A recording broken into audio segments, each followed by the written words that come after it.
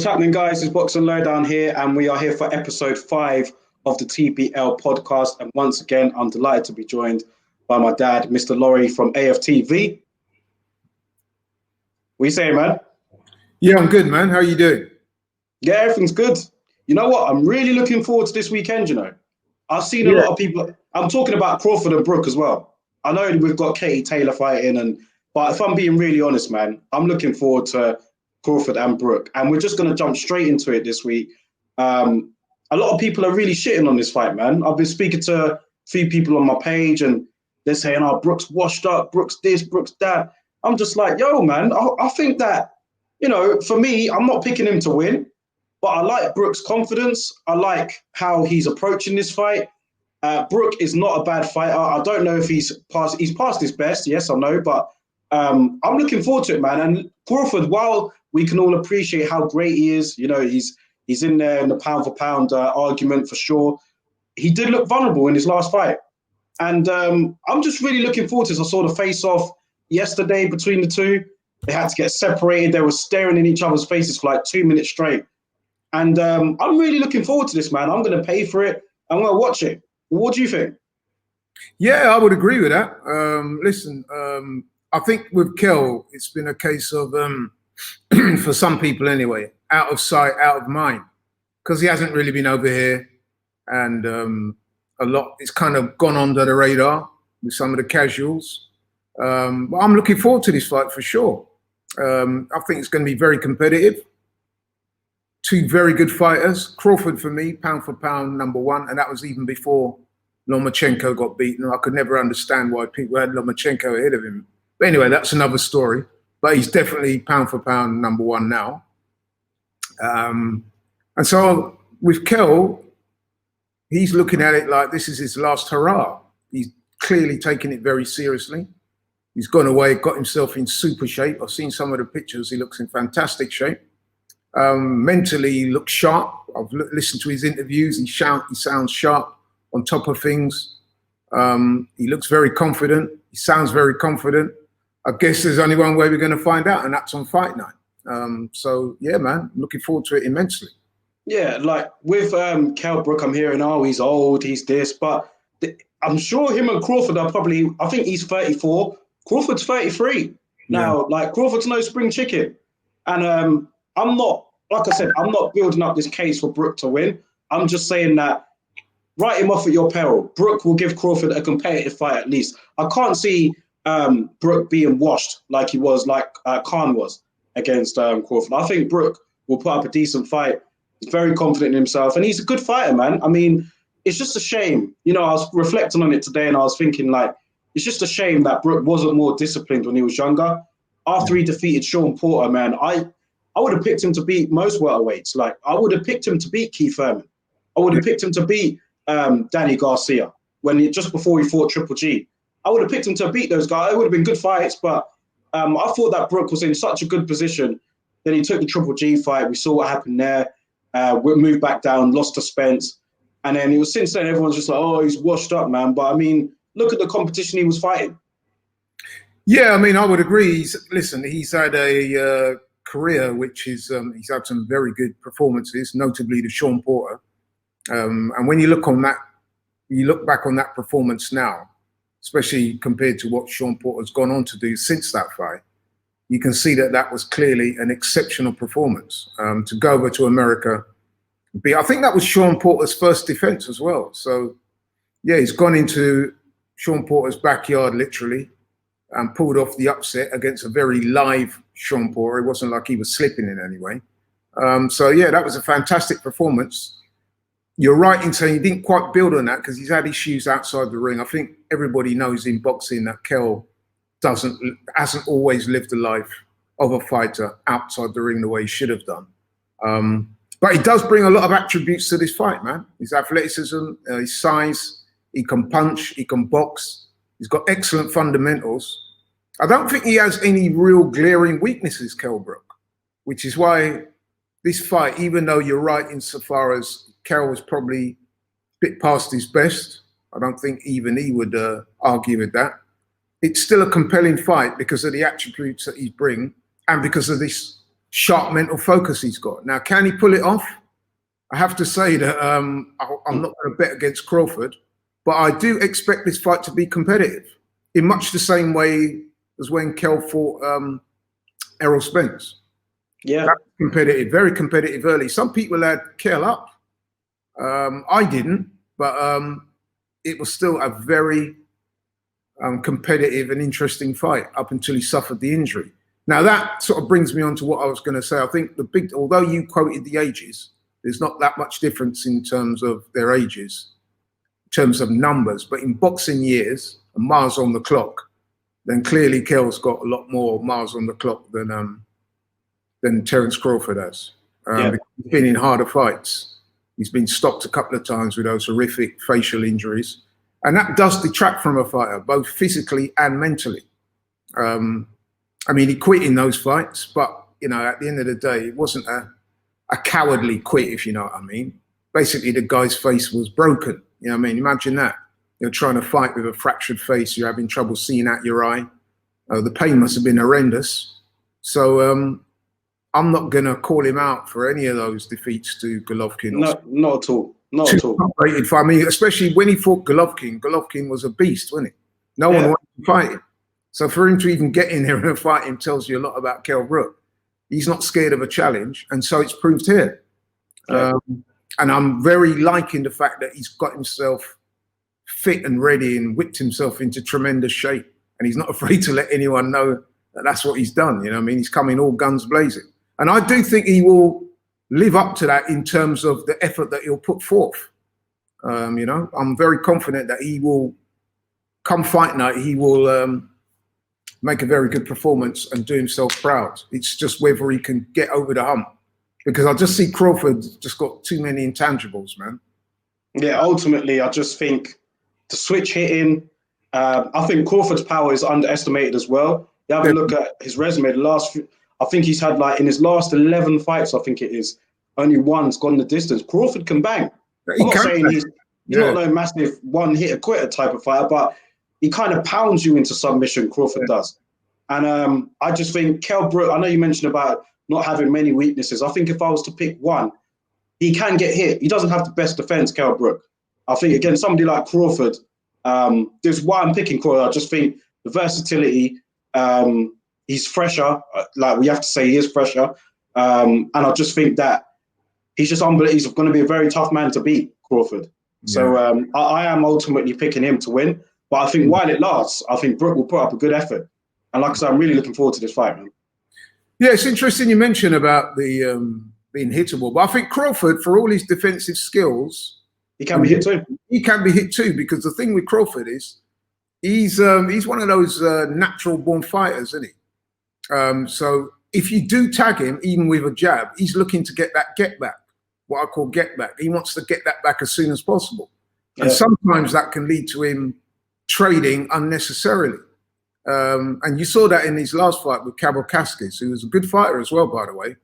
A lot of people were saying, oh, you know, I mean, it's because, see what it is, people, when they don't know about a fighter, he's not a household name or he's not a name familiar to a lot of people, they will automatically start looking at the guy's side eye and thinking, well, who's this? He can't be very good. But make no mistake, man, that guy that he fought last time was a very good fighter. He dropped him too. He did drop him. Let's be honest, man. That should have counted. It's a flash knockdown, but it was a legitimate punch that put him down. And fair enough to Terence. He got back up, as he's done the other times. For example, when he got hit by Gamboa a few years back, he got, you know what I mean, he was in trouble briefly, and he came firing right back, you know what I mean? Yeah. When he's got you going, Terence Crawford, if he does hurt you, it's very rare that he lets people off the hook. He tends to want to finish them off. So, yeah, man, I think this has got all the portents there for a really good fight, no matter how long it lasts. But I'm kind of thinking it is going to go late because Kell's got a good chin. You know, okay, he suffered the injuries in those fights, but have you ever seen Kell Brook down from a punch, like, you know, to the chin or to the head? I mean, well, did he against in the Spence fight, I think, wasn't it? Who was he down against Carson Jones as well? I know in the Spence fight he was down in the 10th before he took another knee in the 11th, but that was just the wearing pressure of Spence taking its toll on Brook. I think same with Golovkin, but I don't think he was down in the Carson Jones fight. Just, I don't think so. No. Now he got. But yeah, I mean, listen, Kell Brook's chin is legit.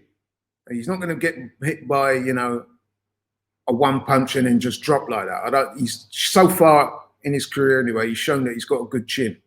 He's very strong for the weight. He hits hard. You know what I mean? The old chocolate brownie thing does resonate. He can hit hard. He's got good skills, decent footwork. He brings a full package of skills to this fight, as does Crawford. I just think that Crawford is a little better in the skills department and he's a little fresher, both physically and mentally. And that's probably going to be the edge. So yeah, I do give Crawford the edge, no doubt about that. But I am expecting a very competitive fight. Yeah, let's see how it goes, man. I like the way how Brook's going on. You know, he's going on these American channels. He's speaking to them. He's confident. He's just doing his own thing, man. So yeah, like you, I think he'll put up a good effort. But ultimately, I'm picking Terence Crawford. I just think that his skills and I just think that his overall body of work will see him through. He's pound for pound for a reason, man. And I think he'll beat Kell Brook. Yeah. I mean, you know what? It's funny because what I'm about to say, some people might look at his side eye, but if anything, I hope it's Kell not underestimating Terence Crawford. And I'll tell you why. I'll explain it. Is that the way I'm seeing Kell talking is saying, "Oh, he's not as strong as me. He's not as big as me. I hit harder than him." I think he's looking at Terence Crawford as a blown-up junior welterweight coming up to the welterweight division. Oh, he's never fought anyone of my size and strength. But then I would question that because Terence Crawford fought Jeff Horn off the back of Jeff Horn beating Pacquiao. And Jeff Horn is a big, strong welterweight that was having trouble making welterweight, big like Kell Brook does. Similar type of build, actually. Solid, thick, you know what I mean? Yeah. Not necessarily very tall, but, you know, big enough for the weight, thick through the shoulders, solid, you know what I mean? And yet, Terence Crawford was able to make fairly light work of Jeff Horn. You know what I mean? Put him down, hurt him, and ultimately stop him.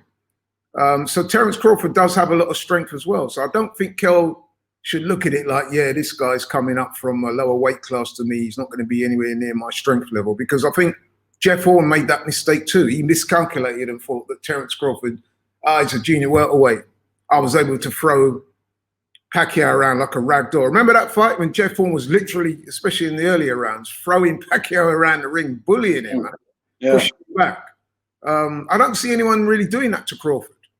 You know what I mean? Never seen anyone do that to Crawford, and he's been in with a full gamut, a full range of different fighters. So I'm looking forward to see how that plays out. But I think Kell might be surprised at how strong Terence is. Yeah.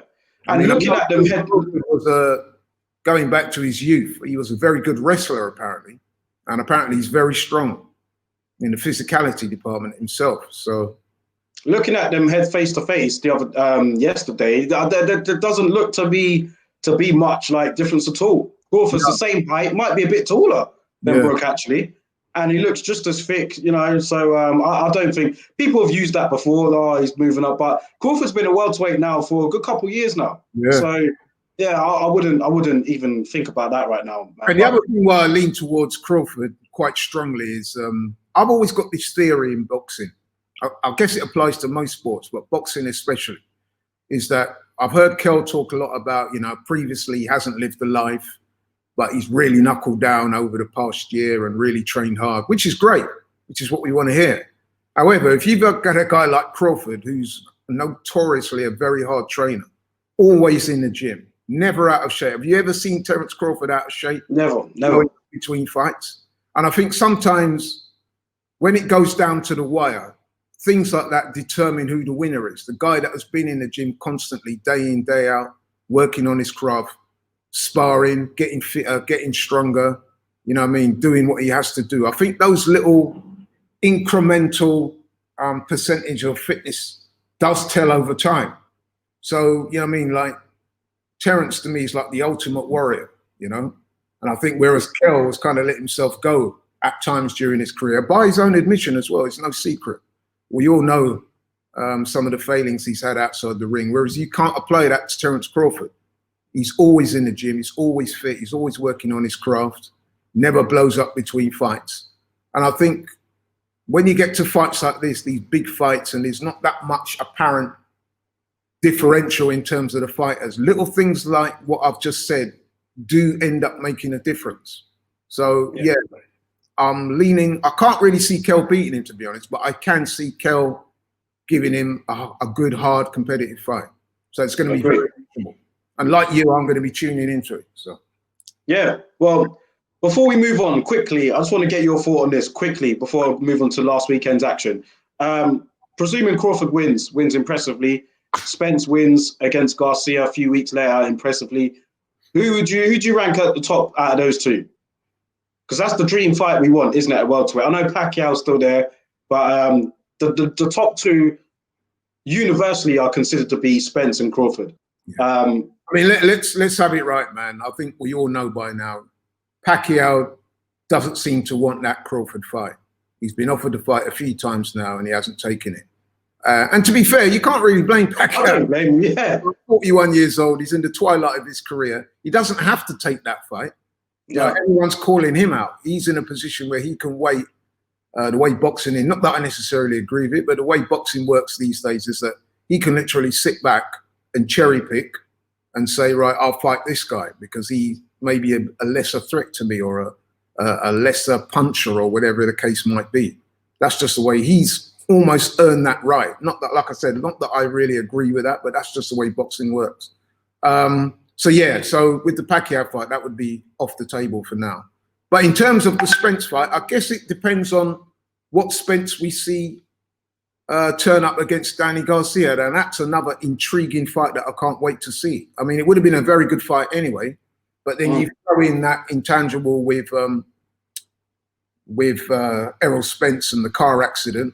And even before the car accident, he was kind of living that life outside the ring, man, that was giving people cause for concern. I've seen the videos of him being drunk in nightclubs and stuff like that and slurring his words and stuff. And there was talk that, blown up between fights. Whereas Crawford, always in the gym, always training, always sparring, seems to be the ultimate professional. So you can never write guys like that out, man. So in answer to your question, man, yes, I'd love to see that fight. But again, if they fought tomorrow, I'll be leaning towards Crawford in that one as well. But maybe Spence can show us he's really knuckled down apparently for this Danny Garcia fight. So, you know what I mean? If he comes out all guns blazing and does a number on Danny Garcia, the popular consensus will be that Errol Spence is the number one. But I guess ultimately there'll only be one way to determine who is the number one, and that's the fight. And again, Crawford seems to me the more eager of the two in making that fight. That's the perception that I get. What about you? That's the perception I get as well. I don't think either of them are scared of each other, but I think Crawford really wants it, and I think Spence is like, yeah, well, I can fight this guy next, I can fight this guy, blah, blah, blah. Like, he don't seem to be in that as much of a hurry to face off against Crawford. Anytime you hear fighters talking about A side, I'm the A side and what you bring into the table. Cross the street and all that. Yeah, crossing the street and all this nonsense. That is normally, it's not always, but it's normally an indicator that the guy who says that, for whatever reason, doesn't seem to want to fight as much as the other guy does. But there's rumours that Crawford will be crossing the street, isn't it? Is this his last fight under top rank? This one here? There's a lot of speculation about that, but I guess you won't really know until this fight's over. So yeah, I've heard the speculation as much as you've heard it. Yeah. The thing is, the PBC side seem to have most of the top welterweights signed up. That's the problem that Terence Crawford's having. So, the Errol Spence, Danny Garcia, Keith Thurman, even Pacquiao and people like that, they all fight under the PBC banner. Whereas over there. Yeah. But we say that, but it depends on the deal, doesn't it? Yeah, it does. It's very easy for us to say, yeah, you should go over to the PBC side because they got all the best fighters. But according to Terence Crawford, he said that financially and otherwise, Bob Arum's been true to him and looked after him well. So I guess he feels a sense of loyalty towards Top Rank. But hey, man, you know what? I try not to get too involved in all this like crossing the sides of the street and this and that, and I'm the A side. I just want to see the fighters fight, man. I think we as fans need to put more pressure on the fighters and the promoters to make the fights we want to see, instead of supporting particular promoters or banners, you know what I mean? That's what they want the fans to do. Show loyalty to them. We should say, listen, man, we don't give a toss who's on what side of the street or what promotional banner you're fighting under. We just want to see you fight. Because at the end of the day, that's, you know what I mean? Yeah. That's what happens in UFC, isn't it? Where Dana White signed up all these guys, and then he will actually determine who fights who. And you can argue, okay, he's got an unfair monopoly. But if you're a fan, if you're an MMA fan, at least you're seeing the best fight the best. Yeah. You know, so you see Khabib fighting Justin Gage and, you know, I mean, Conor McGregor and all those types of guys, because that's what he's determined, that the number one will fight the number two. That's what we want to see in boxing, man.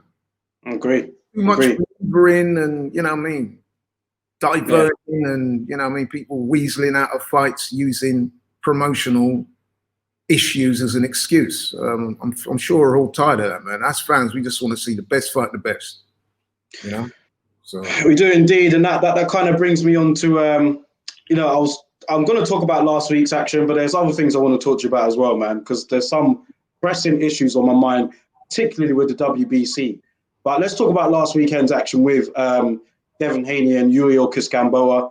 I have to say, I wasn't very. I mean, I know it was it's an easy win for Devin Haney, but I think it was because we were expecting him to go in there and kind of stop him.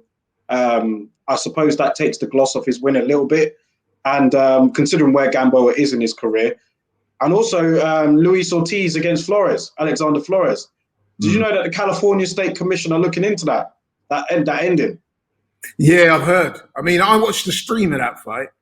And the stream I watched only showed the one replay. So at the time, I wasn't really able to see if it was a real punch or a phantom punch. But I must say that I've seen the replay on YouTube since, and you do start to question Flores and say, well, hang on a minute, man, did that punch properly connect? He was getting hit in the lead up to that, though, wasn't it? It wasn't like it was just a one hit. He was getting hit before that. Yeah. I don't know. We'll see anyway. Lennox Lewis, who was commentating on the fight, said it was what they call a floating rib shot. And sometimes those floating rib shots, you don't have to have full impact to cause a person a lot of distress and pain and not get a knockout by it. So I don't know, man. But at the end of the day, man, it was a pretty impressive in terms of a first round KO for Ortiz, and he keeps his name out there. You know what? I'm kind of riding for Ortiz a little bit, man, because I think he's been okay. We know he's had issues with the performance-enhancing drugs, so it may sound a little bit incongruous for me to say he's been treated a little unfairly, but he hasn't really had the he's had the 2 fights with Wilder, in which obviously he gave a good account of himself. But it just seems a lot of the top guys are swerving him. I mean, I know he's had a Twitter war with Andy Ruiz. I'd love to see that fight, man. I hope that fight gets made. Yeah, let's get that fight made, man, because I think there's still some juice in the old guy yet, man. It makes sense. All Latin heavyweight showdown. Yeah. Let's get that fight on, man. That'd be an excellent fight to see where Luis Ortiz, if he's still got it at that level, and to see what Andy Ruiz has left as well after the stuff that he carried on with after he won the title and that ignominious showing he made against Anthony Joshua. How much desire and belief does he have left? Well, he's with Canelo. He's with Eddie Reynoso now, isn't he? Yeah. So he should be a new man, really. Should be, but there's only one way we're going to find out, man, and that's for him to get in the ring. And when I say get in the ring, I don't mean against some like pudgy overweight guy that no one's ever heard of and he goes and bowls them out in a round. We want to see him in there with some top guys. And to be fair to Luis Ortiz, he's calling Ruiz out. So he clearly thinks he can win. So let's make that fight, man. I think they're both entertaining fighters. I'd love to see it. Yeah, I think that's a great fight. And there seems to be a little beef going on between the two of them. So that, to me, that's an excellent fight. I want to see it, man. What about Haney Gamboa? What do you think of that? Say again? The other fight you were talking about was Haney and Gamboa. Right, I had a few thoughts on that fight. I watched it.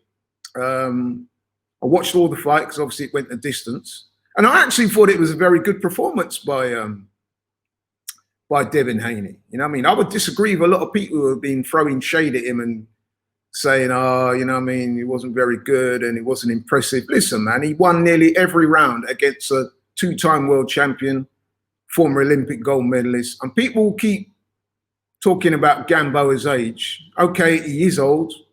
And Devin was expected to win.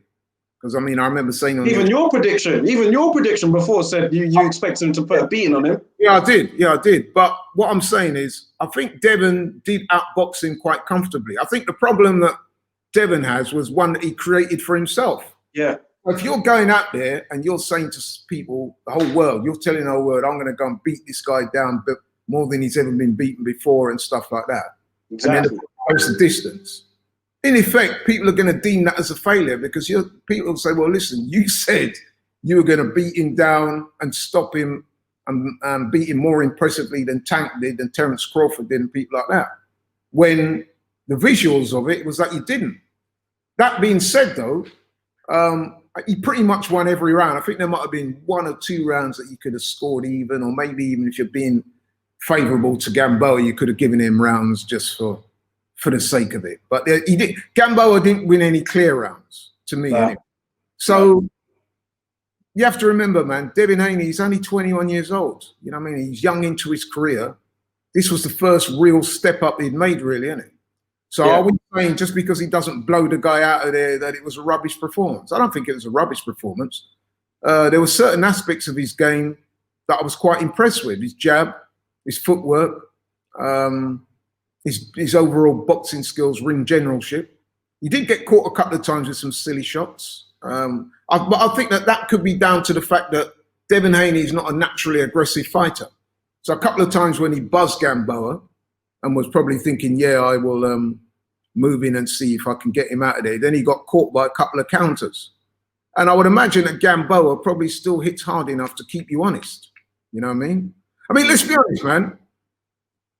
And I know I'm looking back on reflection now, but Gamboa has been in with a lot of top guys. He hasn't really been washed by them, has he? Okay, you can make a case for Terence Crawford.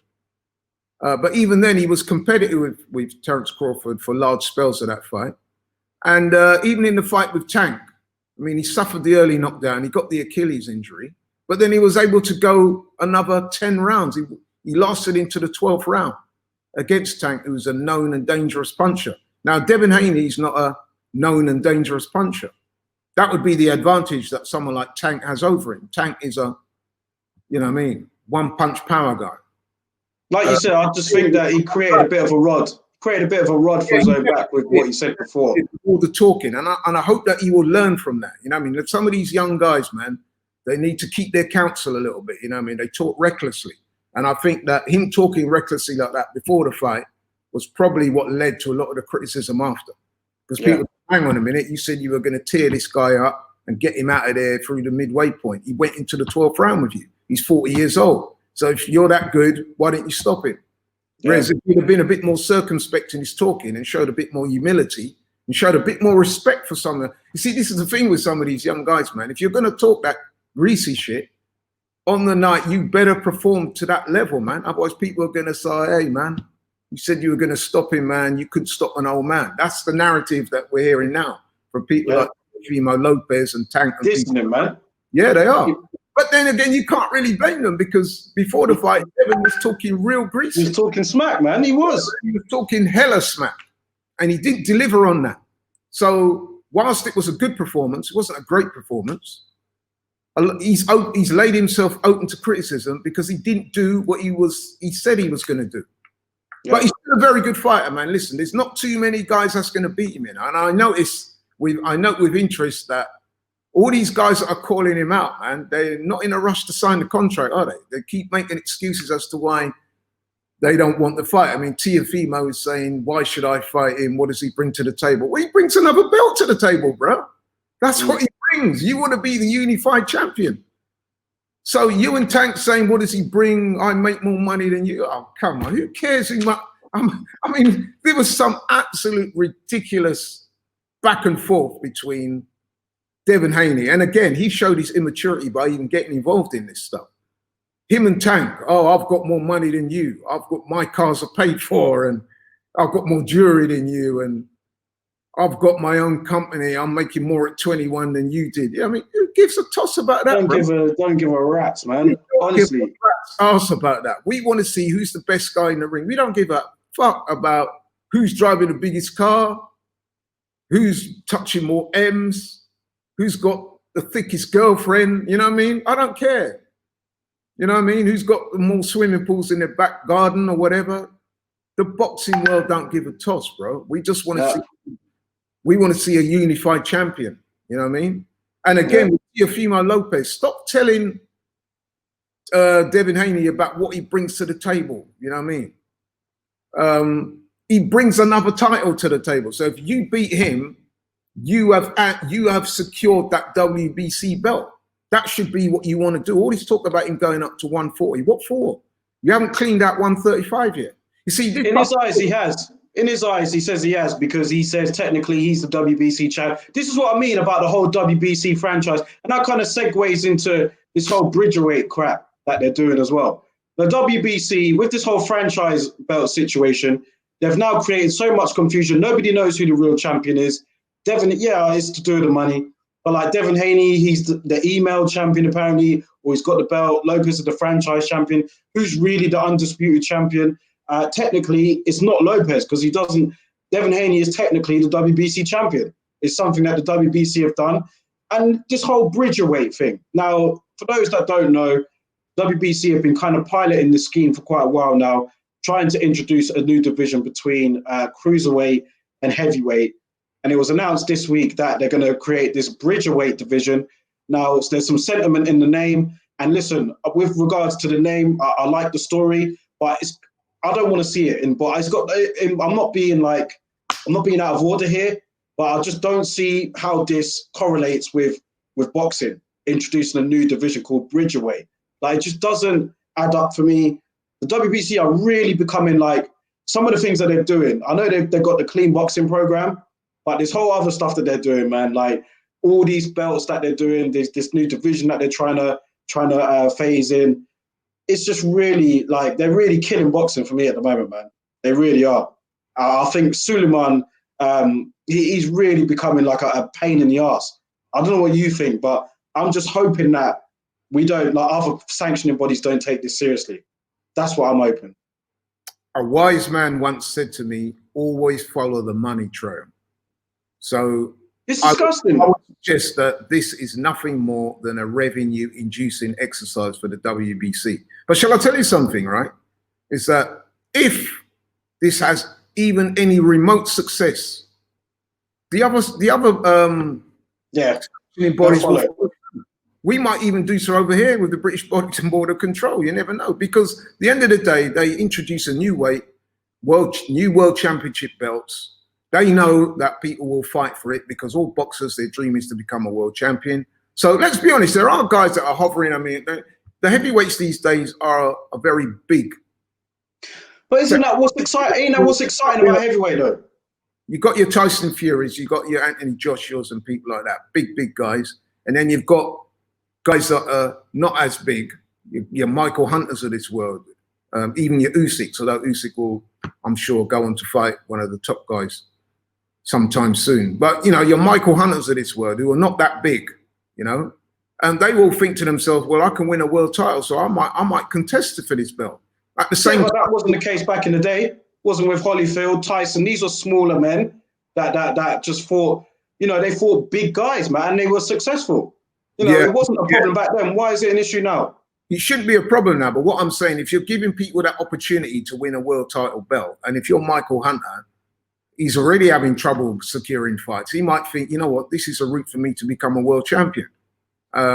So he will probably take up the offer and fight for that belt. And in doing so, he'll have to pay a hefty sanctioning fee. And that's obviously what the WBC are hoping for. It's all to do with money, man. You know what I mean? Even the franchise belt and all this and regular and interims and so forth. It's all about the money. And it's a real shame, man, because it's spoiling the sport. It is, man. It's difficult. When my casual mates come round, watch the fights, they're just like, "Yo, who's the champ, man? Who's the champ? Is it Spence? Is it Crawford? Is it Pacquiao? Who is it, man?" I'm just like, well, it's hard to explain it. Do you know what I mean? Hard to explain it, and it's even harder to defend it to casuals or people who are not familiar with the politics of boxing. They can't understand it, and why should they? Because it's nonsense, really. Yeah. So yeah, man. I mean, hey, it's just very disappointing, but it looks like it's going to happen. And like I said, do not be surprised if the WBA, the IBF, the WBO, the British Boxer Board in control don't go down a similar route, because at the end of the day, they will look at it and think this is a revenue-making thing. For me, the IBF have always been my personal, well, not always, but they've been my personal favorite, because they don't really kind of entertain the BS, really. I don't see no IBF regular title. I don't see IBF have no franchise champion or 2-tier belts or anything. And they're quite strict with their mandatories as well. So I do like the IBF. Yeah, you're right, and all of that. The IBF as well. They don't. I think I'm right in saying that they're one of the few bodies that don't order immediate rematches for their belts. They prefer mandatories over rematches. And that is something that I've fought for a long time, man, that I prefer that, because a lot of the rematches we see in boxing, I don't think they're necessary. So, for example, Dillian White, he's rematching Povetkin. They fought an eliminator. Am I right? Yeah? They fought an eliminator for the WBC, the right to fight for the WBC title. Povetkin won that, like, comprehensively. He knocked Dillian out cold. Why should he rematch him? So I've already eliminated you from fighting for the belt. It's between me and you. I knock you out, and now I've got to fight you again. No, man, that's a joke. Povetkin should go on to fight for the title, win, lose or draw, whatever happens there, and then the next one get their chance. Otherwise, you just have a series of rematches in boxing. Yeah.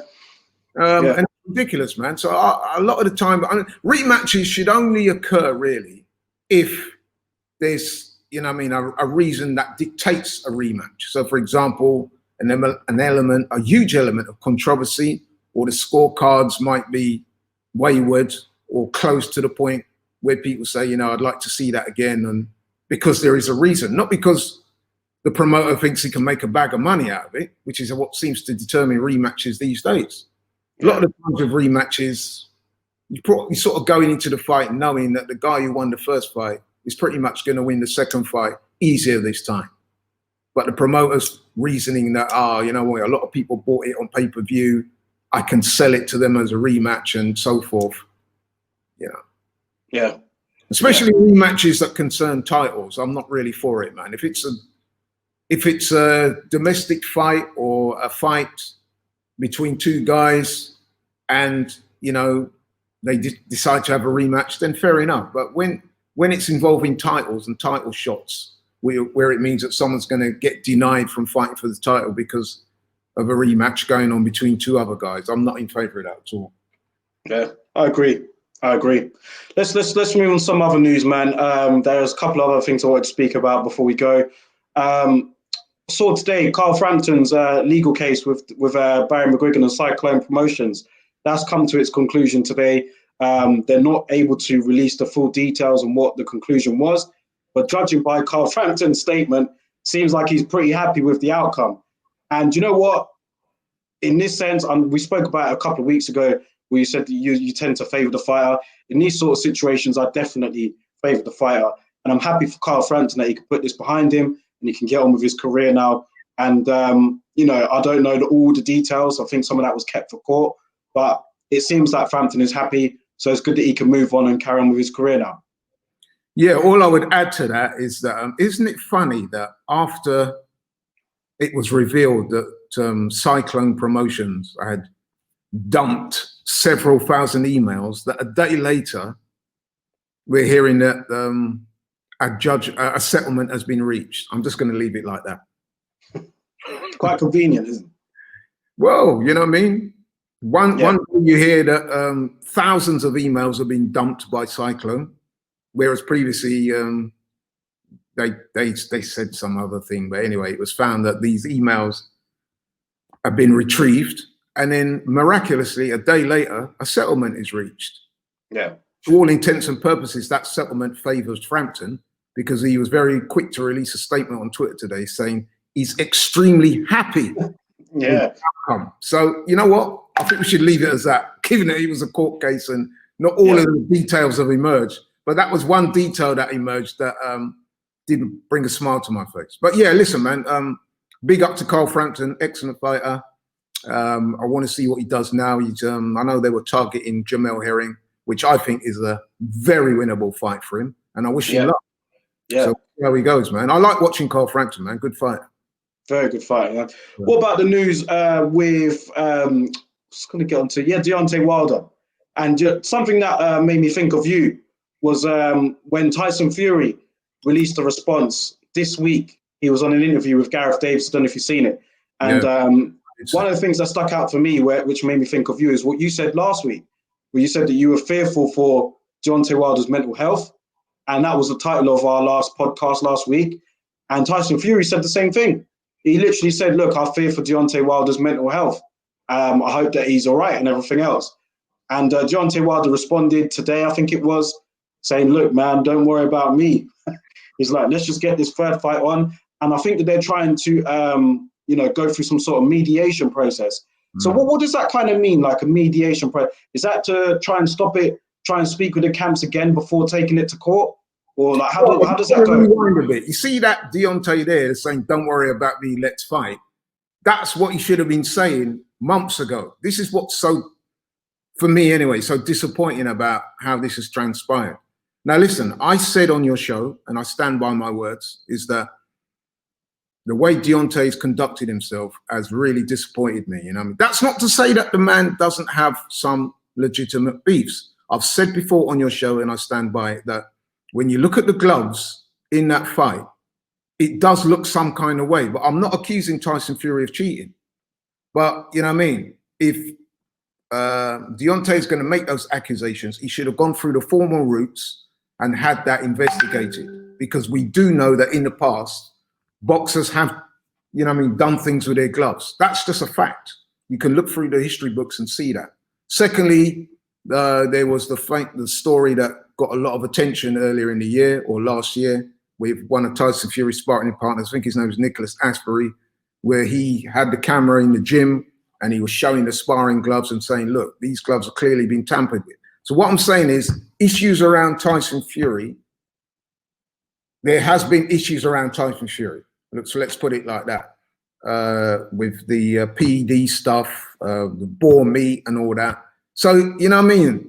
There are issues there. I'm just saying that what disappointed me about Deontay is the whole gamut of stuff that he came out with, for which he was able to provide no proof, no evidence. And like I said, he kind of, the way he was letting this stuff out there after the contract had seemingly expired, it just gave me the impression that a man was just clutching at straws desperately, which led me to conclude that there might be something going on up there, some mental issues where he's struggling to deal with the loss. And he's accusing all these people. I mean, he accused Tyson Fury, he accused Ricky Hatton, he accused Breland. Yeah, he accused his own trainer of poisoning his water. He accused the referee. I'm also hearing he accused some fighters who were sat behind Mark Breland. And he concluded in his mind that because I think it was Andre Durrell or Anthony Durrell, one of them was one of the Durrell brothers, yeah, to throw in the towel.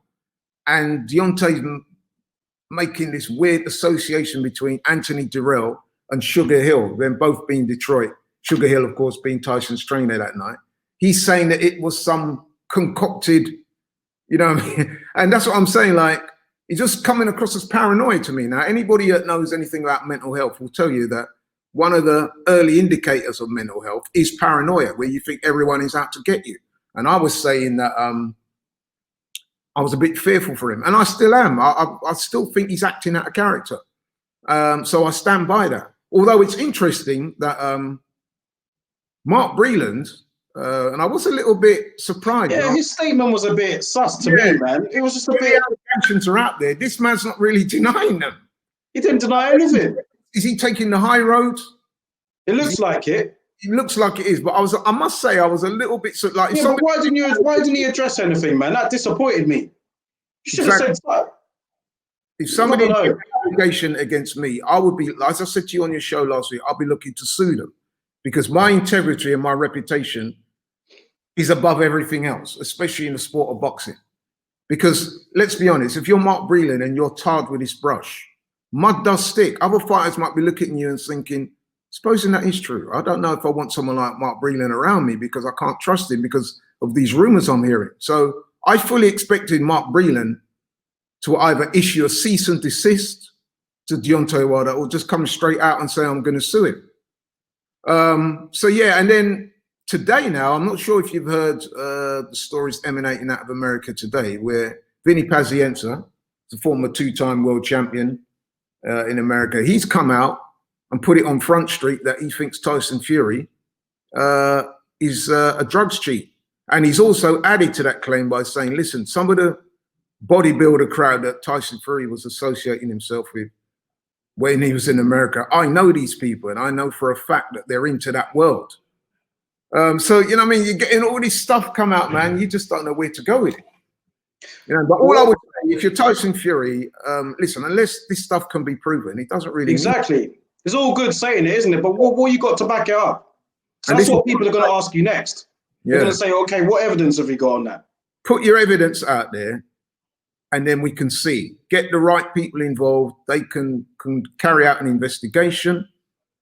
And then we go from there. If a man could come out with anything, can't they, and say anything, but you know, what really mean. It's all good saying it, man. But where's the? You know, we need to see something. Need to see something. But what's this mediation? On the night is Tyson Fury beat down Wilder comprehensively. And yes, Deontay's coming out with all these excuses and all these allegations after. But unless you can prove something, even out of those allegations, if he could prove one or two of them, that might give him some credibility. But we've had no proof. All we've seen is stuff on Twitter from Wilder and then some of these guys on the internet chatting reckless, you know what I mean, making some real wild claims. That is not proof. That is not evidence. So until we see evidence, it doesn't really go anywhere, does it? And in the meantime, what Wilder should have been doing, rather than doing all this chatting, was to try and get the fight going. Is that that's what he's doing now with this mediation process, isn't it? Yeah, but is that because he knows that the contract's expired? It's very easy to mediate a fight after it's, you know what I mean? I don't know, man. I'm just disappointed in the whole way this has turned out. You know what I mean? Yeah. Like I said, I drew the example of Miguel Cotto. You know what I mean? That's what he should have done. He should have got the fight going. Then, you know what I mean, if some of this stuff comes into play in the build-up to the fight, then if anything, it makes for a more sensational build-up of the fight. But you've kept quiet for all this time. You know what I mean? You've been twerking, and then now you come out of all this stuff now. It's just very hard for people to take it seriously, I'm afraid. Yeah. But then at the same time, Tyson Fury hasn't helped himself with some of the reckless behavior he's engaged in over the years. So there might be that cloud of suspicion over it. Certainly when I listen to some of the American YouTube channels on boxing, a lot of them don't have any real respect for Tyson Fury. They see him as a drugs cheat, a guy who's addicted to narcotics, a guy who's very wayward. In fact, will say one thing one day and something completely different the next day. They see him as a bit of an unstable character. So that kind of gives them, in their eyes, reason to believe that he may have acted in a manner that is not becoming of a fair fighter. Yeah, I think we've got a long way left to go in this whole saga, man. I can see this dragging on for however long, whether they have the third fight or not. I can just see this carrying on, man. But listen, we've got about 10 minutes left. I wanted to speak to you about Canelo, who is now a free agent. He's now looking like he's going to be taking on Callum Smith. That was announced today in December. Nothing official, but it looks like that we're close to that happening. Ryan Garcia and Luke Campbell as well, that was postponed. But it's looking like that fight may now be moved to the undercard of Canelo against Callum Smith. So what a show that would be. What's your thoughts on that? Which one first? Canelo and Callum Smith. Yeah, well, Canelo, I was interested to learn that he was flirting with, or seemed to be flirting with, the possibility of fighting Caleb Plant. And that would have been an excellent fight. And then it's later transpired that he's not indeed going to take that fight. Whether he was clout chasing a bit by attaching his name to Caleb Plant and putting it out there that he might fight, knowing full well that he was going to go in another direction, I don't know. It's possible he may have done that. But anyway, I think the Callum Smith. What's the tougher fight? He's a good fight. What's the tougher fight? Canelo against Caleb Plant or Canelo against Callum Smith? That's a good question. I think I would say Caleb Plant would offer Canelo a stiffer challenge, and I'll tell you why. Because of the footwork and boxing skills of Plant, Canelo likes guys who come to him more and stand and engage, which is something that Callum Smith, who is not known for his footwork skills, he's going to be probably a lot more, even though he's bigger. I'm not so sure if he's stronger, but he's a lot taller and has got the height and reach advantage. But Caleb Plant is also a tall fighter with a height and reach advantage over Canelo. But I think the difference is he moves a lot better around the ring, and he's more skilled. And I think that in the past, Canelo has struggled with guys who can box and move. You've seen it a few times with the Austin Trout. You've seen it with Floyd. And you also saw it with Erislandy Lara, although I thought that Lara did a bit too much footwork. Too much running. Yeah, he was running too much. But Caleb Plant is not going to run. He's a smart fighter. So he's going to box and move, and he's going to stand and fight when he has to. And he's you've seen Caleb Plant, man. He's a very good fighter, very sure of himself, very confident. He's riding a wave right now. And I think that would be an extremely tough fight for Canelo. Yeah. The only thing I'd be worried about in that fight, and I'm worried about it in any fight, and I'm sure Callum Smith's people, even if they don't come out right. Oh, Gallagher will raise it, I'm sure, man. About the judges, man. Yeah, I mean, you fight Canelo, you're literally starting from 2-3 rounds down on the scorecards. And that's a terrible thing to have to say, but we all know it's true. It's hard enough beating him already. Sorry? It's hard enough beating Canelo already. Yeah. And that's, you're right there, because one thing about Canelo that no one can doubt is the man's chin. He's got one of the best chins in boxing, if not the best chin. So he goes into these fights that it's almost impossible to knock him out, yeah, because he's got such a good chin and he's so strong and all the rest of it. That means you're going to have to outbox him. How can you outbox him when you start from a 2-3 round down disadvantage? Yeah. So it's a hard fight for any of those guys. But I just think, from a boxing perspective, I think Caleb Plant gives him a tougher fight. Yeah, I welcome the Callum Smith fight for sure. With a longer reach, and he's got a better right hand. He probably hits harder, but I'm not sure if he can get Canelo out of it. I mean, well, welcome the Callum Smith best punches for breakfast. You know what I mean? So if you don't stop him, you have to totally outbox him like what Floyd did. And even then, one of the judges had that fight a draw when Floyd probably won 11 out of 12 rounds. Clearly. Backing him up to the ropes, beating him down, you know what I mean? And one judge had it a draw. I mean, how are you going to beat a guy like that on points? It's crazy. Bad indictment on boxing as well, to see things like that happen. But even though Canelo was a great fighter, but even so, man, how are you going to beat him? If you can't knock him out, you can't get a points decision. What are you going to do? I agree. It's a good Ryan Garcia, Luke Campbell. Hopefully, we haven't got an announcement on that yet, but it's looking like that it will be. Well, Ryan Garcia is hoping that it's on the undercard of that fight. It originally scheduled for December 5th. Now looking like it could be pushed back to December the 18th, 19th. Like I said, man, I was disappointed when I saw that news, but I'm happy to see that it's not going to be that much long away for that fight to happen, because out of all the fights that we've got left, that's one of them that I'm looking forward to a lot. So, good to have that news as well. That would have been a most intriguing fight, and still is. And I can't wait to see that, because you've got Luke Campbell, established guy, you know what I mean? He's had a couple of world title opportunities, fought very well, not quite been able to pull it off, but still a quality operator. And then you got a young, brash Ryan Garcia knocking people out for fun, had a couple of like highlight reel knockouts. He's talking confident, talking greasy, talking all that smack. Typical American, really. So yeah, it's a real interesting matchup, and you couldn't bet against either guy, to be honest.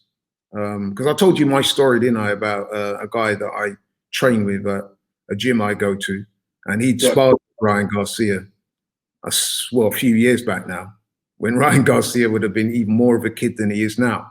And he said that he was seriously impressed with him. And he told me that day when I was talking to him in the gym, he said, listen, I've seen this guy bang out guys, names, he said, people you've heard of, because I'm not at liberty to say, I don't want to say, but he goes, I've seen him personally banging out men in the gym, bigger than him. Guys who have got names in boxing. So, and this guy, and it's a guy that I respect and trust. He said, listen, man, I'm going for Ryan. He goes, and this guy's from England. And he said, listen, man, I know Luke Campbell's a good boxer, but I've seen Ryan close up and I think he's going to knock Luke out. That's what he told me. Did he knock him out? I did tell you this story, didn't I? Yeah. Yeah, he did, but I don't know about I didn't hear the knock him out part. He thinks Ryan will knock him out. So listen, hey man, I don't know. Obviously, I want to see Luke Campbell win, being the Brit. But yeah, man, Ryan Garcia, don't sleep on him, man, because he looks like he's a serious talent.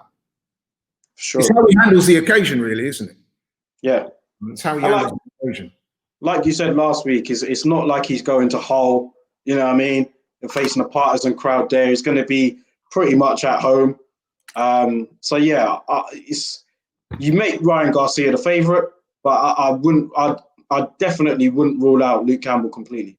No, I wouldn't rule out Luke Campbell because he's very skilled, he's very experienced, and he can fight. You know what I mean? Yeah.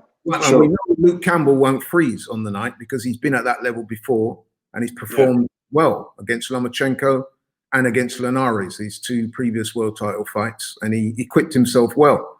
But this is a altogether new phenomenon, isn't it? He's going in against a young, brash guy that's going to... I don't know if supporters will be in that arena. I think that they're talking about they may have supporters there. But anyway, the whole promotion, the whole atmosphere, the whole ambience is all going to be around, in favor of Ryan Garcia. So, yeah. Yeah. Well, listen, man, that wraps it up for this week, man. You know, another very good podcast. And like I said, I'm really looking forward to the fight this weekend. Before we go, I just want to get out of you the actual prediction. I know we know who you think is going to win, but what's your prediction for Crawford and Brook? And yeah, we'll sign out. So just let me know what you think. Right, yeah, okay. Short and concise. Like I said, good, competitive, hard fight. Kell's going to have his moments. He's going to win a few rounds, but I expect Crawford to start wearing him down and taking control. And I fancy Crawford by, say, 10th, 11th round stoppage or a wide, or if not wide, a clear unanimous points win. But it's going to be a good fight. Can't miss.